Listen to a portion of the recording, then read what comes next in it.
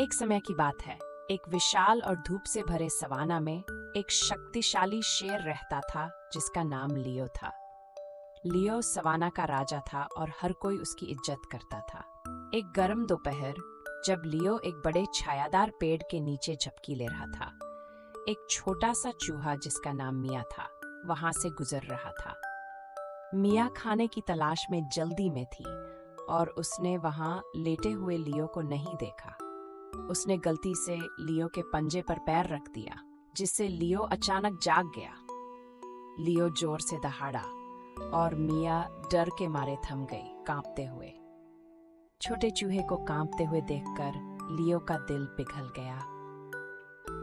कृपया श्रीमान शेर, मुझे माफ कर दें। मेरा आपको परेशान करने का कोई इरादा नहीं था, मिया ने चूं चूं करते हुए कहा। लियो ने एक पल के लिए सोचा और फिर धीरे से मुस्कुराया। चिंता मत करो छोटे, लियो ने दयालुता से कहा। मैं तुम्हें चोट नहीं पहुंचाऊंगा, अगली बार सावधान रहना। मिया ने राहत की सांस ली और लियो को उसकी दयालुता के लिए धन्यवाद दिया। दिन बीत गए और एक दिन लियो खुद को थोड़ी मुसीबत में पाया। तितली का पीछा करते हुए वह एक शिकारी के जाल में फंस गया। लियो ने मदद के लिए दहाड़ लगाई, लेकिन कोई भी उसे सुनता हुआ उससे सोता हुआ नहीं दिखा रहा। सौभाग्य से मिया पास ही थी और उसने लियो की आवाज सुनी। वह जल्दी से उस दिशा में दौड़ी जहां से आवाज आ रही थी और उसने लियो को फंसा हुआ देखा।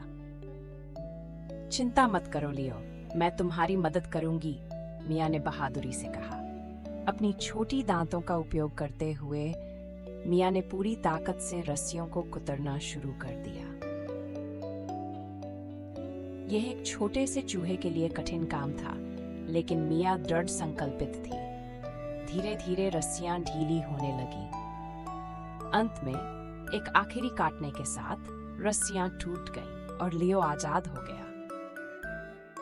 धन्यवाद मिया, तुमने मुझे बचा लिया, लियो ने कृतज्ञता से भरा हुआ कहा। मिया मुस्कुराई और बोली, यहाँ तक कि सबसे छोटे दोस्त भी मददगार हो सकते हैं। लियो और मिया सबसे अच्छे दोस्त बन गए, हमेशा एक दूसरे का ख्याल रखते थे। उन्होंने सवाना के सभी जानवरों को दया और दोस्ती की शक्ति बारे में सिखाया। मिलकर उन्होंने मजेदार खेलों और सभाओं का आयोजन किया, जिससे सभी को एक दूसरे की मदद करना सिखाया। सवाना हंसी और खुशी से भरी जगह बन गई। और इस तरह लियो और मिया दिखाया कि चाहे कोई बड़ा हो या छोटा, हर कोई बदलाव ला सकता है। वे हमेशा खुशी खुशी रहने लगे, दोस्तों और प्यार से घिरे हुए। और हर रात जब सितारे ऊपर टिमटिमाते थे, लियो और मिया ऊपर देखते और अपनी साहसिक यात्रा को याद करते। वे उस सबक के लिए आभारी थे जो उन्होंने सीखा। दया से दोस्ती बनती है और दोस्ती दुनिया को एक खुशहाल जगह बनाती है। तो प्यारे बच्चों, हमेशा मिया और लियो की तरह दयालु और मददगार बनो। कौन जानता है, हो सकता है कि आप एक नया दोस्त बना लें या किसी जरूरतमंद की मदद कर सकें। अब अपनी आंखें बंद करो और रोमांच और दोस्ती के मीठे सपने देखो। शुभ रात्रि प्यारे बच्चों। हमें उम्मीद है कि आपको हमारी सोने की कहानी पसंद आई और इसने आपकी रात में थोड़ा सा जादू भर दिया।